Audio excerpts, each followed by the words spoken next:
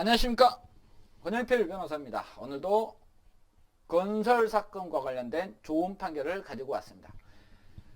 건설 사건의 대부분이 발생하는 것은 추가 공사입니다. 건축주가 이것저것 요것저것 해달라는 것이고, 특히 또 도급인의 입장에서는 이것저것 해달라는 것이고, 수급인의 입장에서는 그건 아니다, 그건 아니다, 그건 아니다 라고 말할 수가 있습니다. 문제는 추가 공사에 대해서 어느 정도 합의가 필요한데, 그 합의가 존재하지 않은 이상은 추가 공사 대금이 인정될 수 없다라는 것입니다. 중요한 것은 제가 끝에 말씀을 드리겠습니다. 한번 보겠습니다.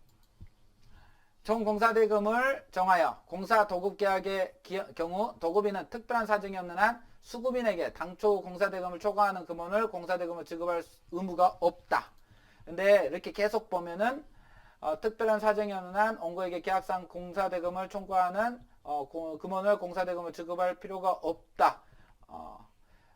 다만 원고가 실제로 추가 공사를 했다면 그에 대한 추가 공사비를 지급할 의무가 있다고 인정할 여지가 있을 뿐이며, 공사 내용의 변경 추가로 인한 추가 공사비의 지급을 위해서 준공된 공사의 내용에 당초 계약에 없었던 추가 공사 계약이 있었고 그에 관한 원피고 합의가 있음을 전제된다.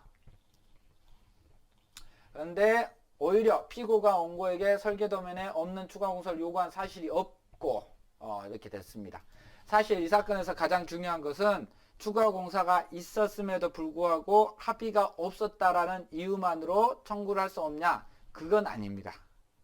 그건 아니고, 중요한 것은 추가 공사에 대해서 합의 여부도 불분명하였고, 추가 공사 항목에 대해서도 과연 추가 공사가 맞느냐 여부도 있었습니다. 제가 지금 진행하고 있는 사건 중 하나는 추가 공사가 있었는데 어느 정도 묵시적 합의가 존재했고 이것에 대해서 청구 진행을 하고 있는 상황입니다. 이런 점 저런 점들을 고려한다면 추가 공사의 합의는 명시적, 묵시적으로도 가능하고, 대신 그 묵시적이어야 할 때는 어느 정도 정황상의 증거는 충분히 존재해야 됩니다. 오늘도 수고하셨습니다. 고맙습니다.